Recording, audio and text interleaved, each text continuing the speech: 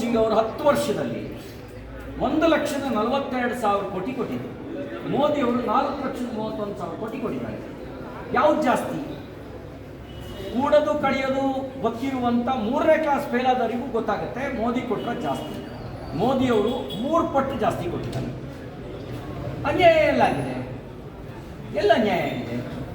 ಇವರು ಸುಳ್ಳನ್ನೇ 1000 ಬಾರಿ ಹೇಳಿ ಸತ್ಯ ಅಂತ ಬಿಂಬಿಸಬೇಕು ಅನ್ನುವಂಥ ಗೋಬೆಲ್ ತತ್ವವನ್ನು ಕಾಂಗ್ರೆಸ್ ತನ್ನ ಪಕ್ಷದ ನೀತಿಯಾಗಿ ಅಳವಡಿಸ್ಕೊಂಡಿದೆ. ಗೋಬೆಲ್ ಅಂತ ಒಬ್ಬ ಇದ್ದ, ಆತ ಒಂದು ನೀತಿಯನ್ನು ಪ್ರಚುರಪಡಿಸಿದ್ದ. ಅದೇನೆಂದರೆ 1000 ಬಾರಿ ಸುಳ್ಳು ಹೇಳು, ಅದು ಸತ್ಯ ಅಂತ ಜನ ಪರಿಭಾವಿಸ್ತಾರೆ ಅಂತ ಹೇಳಿದ್ದ. ಆ ಗೋಬೆಲ್ನ ಶಿಷ್ಯತ್ವವನ್ನು ಸಿದ್ದರಾಮಯ್ಯನವರು ಸೇರಿದಂತೆ ಎಲ್ಲ ಕಾಂಗ್ರೆಸ್ಸಿಗರು ಸ್ವೀಕಾರ ಮಾಡಿಬಿಟ್ಟಿದ್ದಾರೆ. ಆ ಗೋಬೆಲ್ನ ನೇರ ಶಿಷ್ಯರು ಇವರು. ಆ ಗೋಬೆಲ್ ದೀಕ್ಷೆ ಕೊಟ್ಟಿರೋದೇ ಇವರಿಗೆ.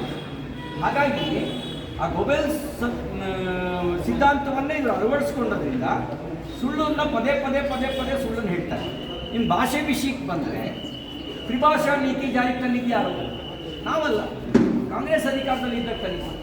ಈಗ ಯಾವುದೇ ಭಾರತೀಯ ಭಾಷೆಯನ್ನು ಎಲ್ಲಿ ಬೇಕಾದರೂ ಕಲಿಬಹುದು ಅನ್ನುವಂಥ ರಾಷ್ಟ್ರೀಯ ಶಿಕ್ಷಣ ನೀತಿಯನ್ನು BJP ಸರ್ಕಾರ ತಂದಿದೆ.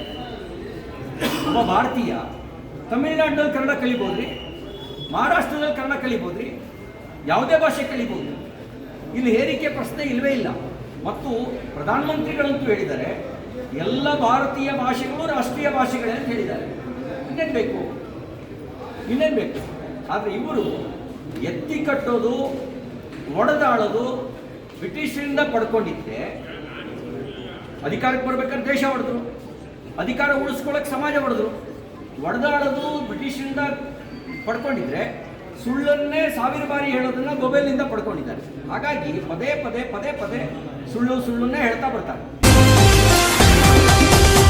TV12 ಕನ್ನಡ, ಇದು ಕನ್ನಡಿಗರ ಧ್ವನಿ.